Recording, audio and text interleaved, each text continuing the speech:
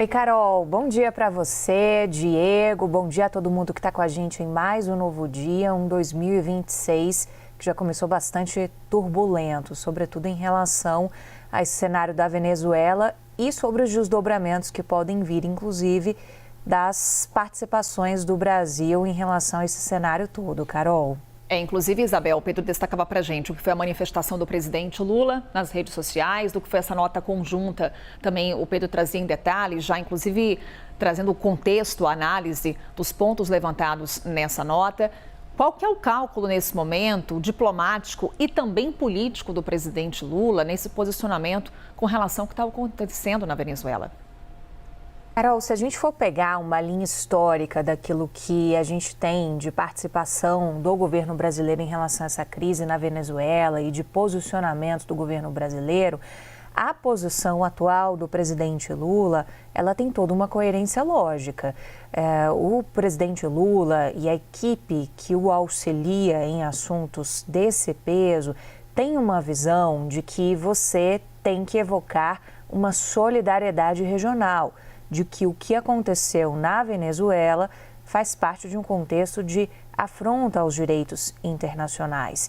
E aqui é preciso separar as coisas em relação a uma análise que é feita propriamente dita sobre o governo, então, de Nicolás Maduro e sobre aquilo que é tido como saída política e bélica dos Estados Unidos em relação a tudo isso. Então, o que a gente observa é um contexto que vem de uma expressão que eu ouvia no ano passado de algumas fontes muito próximas do presidente da República.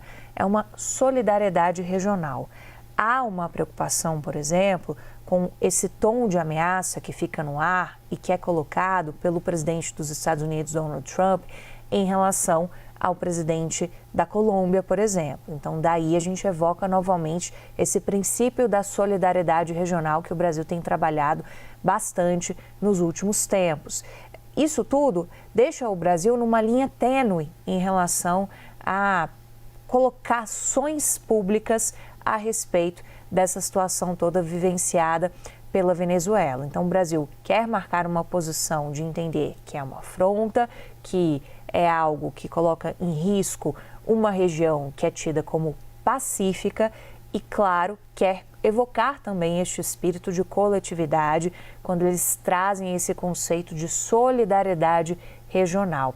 O próprio presidente Lula, nas manifestações que a gente vem acompanhando desde sábado, e foram até aqui 3 principais manifestações públicas, a primeira postagem do presidente Lula no sábado, depois uma primeira nota do Palácio Itamaraty, também basicamente só reiterando no próprio sábado um pouco desse posicionamento que já tinha vindo nas colocações do presidente Lula nas redes sociais.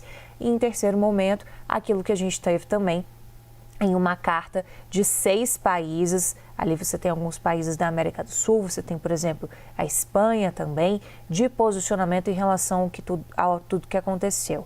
Ali você tem uma consonância de posicionamentos que vão seguindo um pouco essa coerência lógica daquilo que já vem de antes, né? Mas o presidente Lula, na primeira dessas manifestações, já coloca um posicionamento de defender uma resposta vigorosa da Organização das Nações Unidas. Então, por mais que nesse momento nós não tenhamos essa posição de membro no Conselho de Segurança, o fato da gente pedir para falar vem como um marco para você vocalizar um pouco do que pensa o Brasil nesse contexto regional.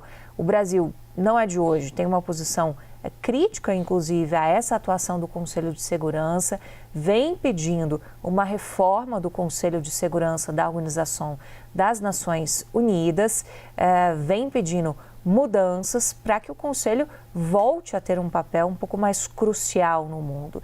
Tem um certo ceticismo também com o que vai acontecer a partir dessa reunião de hoje, se realmente essa resposta vigorosa virá ou não. Muito provavelmente não virá, mas ainda assim o fato do Brasil pedir a palavra simboliza o Brasil querendo demarcar sua posição em relação ao que vem acontecendo e num tom de preocupação regional, de preocupação com a paz também na América. Então, isso se costura muito com uma delicadeza com que o governo brasileiro tem adotado para relatar sobre esse assunto. A gente vai falar bastante ainda durante aqui o Novo Dia, Carol, mas o governo brasileiro ele não está fazendo menções diretas nem a Nicolás Maduro, nem a Donald Trump.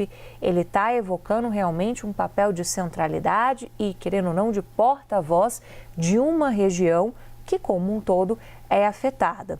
Outro ponto que é bastante lembrado por fontes com as quais a gente vem conversando já nos últimos meses sobre a questão Venezuela, que é uma questão de ultrassensibilidade. É o ponto de você pensar que nós aqui no Brasil temos fronteiras com outros 10 países da América do Sul.